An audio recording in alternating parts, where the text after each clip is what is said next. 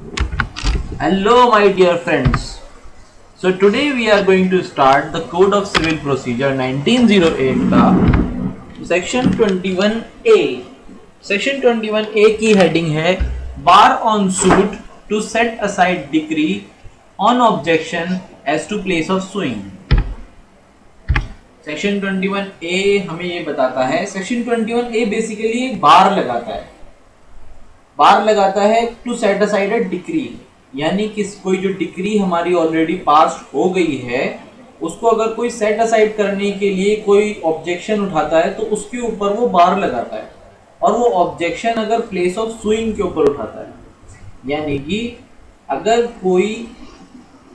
Place of sewing के ऊपर एक ऑब्जेक्शन लेकर के आता है किसी डिक्री के ऊपर कि ये जो डिक्री पास हुई है ये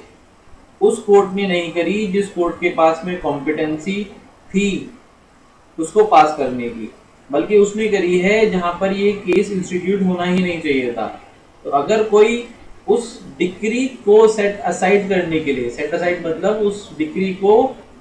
खारिज कराने के लिए अगर कोई ऑब्जेक्शन लेकर के आता है प्लेस ऑफ सुइंग का एक कॉज बनाकर, तो उसके ऊपर ये सेक्शन 21A बार लगाता है। तो ये कहता है no suit shall lie challenging the validity of decree, यानी कि कोई भी सूट नहीं होगा, चैलेंजिंग नहीं किया जाएगा validity of decree passed in a former suit between the same parties और बिटवीन द पार्टीज अंडर हुम दे और एनी ऑफ देम क्लेम, यानी कि अगर दो पार्टीज के बीच में या फिर उन पार्टीज के जो लिटिगेंट्स हैं या यानी कि उनके जो लीगल रिप्रेजेंटेटिव्स हैं, अगर उन लोगों के बीच में सेम ग्राउंड के ऊपर किसी चीज के ऊपर डिक्री पास हो गई है तो आप उसके ऑब्जेक्शन में उसको सेट असाइड करने के लिए ये ऑब्जेक्शन नहीं उठा सकते। प्लेस ऑफ सुइंग जो हमने पहले सेक्शन 15 से लेकर के सेक्शन 20 तक पढ़ा उनमें से कोई सा सेक्शन उठा करके आप ये नहीं कह सकते कि ये प्लेस ऑफ सुइंग जो थी वो गलत थी और ये हमारा ऑब्जेक्शन है और इस ऑब्जेक्शन के ऊपर आप डिक्री को सेट असाइड करें। तो यहाँ पर ये बार लगाता है, इस डिक्री को सेट असाइड होने से रोकता है सेक्शन 21A। अब हम एक चीज ये समझ लें कि फॉर्मर सूट क्या होता है। इसके एक्सप्लेनेशन के अंदर फॉर्मर सूट दिया है। फॉर्मर सूट हमारा होता है, सपोज कीजिए हमने रेस जुडिकाटा, रेस सब जुडिस पीछे हम सब पढ़ चुके हैं, तो उसके अंदर हमने पढ़ा था कि कोई एक सूट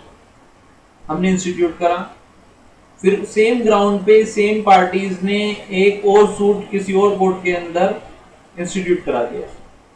तो जो सूट पहले इंस्टीट्यूट करा या बाद में इंस्टीट्यूट करा, उन दोनों में से कोई सा भी सूट फॉर्मल सूट नहीं होता। उन दोनों सूट में से जिस भी सूट पे पहले ऑर्डर या डिक्री पास होती है उस सूट को हम फॉर्मल सूट कहते हैं, यानी कि जो भी सूट चाहे ये वो पहला हो या वो दूसरा हो, उन दोनों में से जौन से भी सूट के ऊपर पहले जजमेंट आएगी, पहले डिक्री पास होगी, उस सूट को हम फॉर्मल सूट कहेंगे। तो यहाँ पर इसने यही बताया है कि कोई भी अगर डिक्री पास हुई है फॉर्मल सूट के अंदर between same parties on same ground, तो उसके ऊपर ऑब्जेक्शन नहीं लिया जाएगा प्लेस ऑफ सुइंग को लेकर के। तो यहाँ पर सेक्शन 21A ये बार लगाता है कि कोई डिक्री इस तरीके से सेट असाइड नहीं होगी। तो आई गेस आपको ये सेक्शन 21A समझ आ गया होगा। Thanks for watching Lex Judiciary by Zeeshan.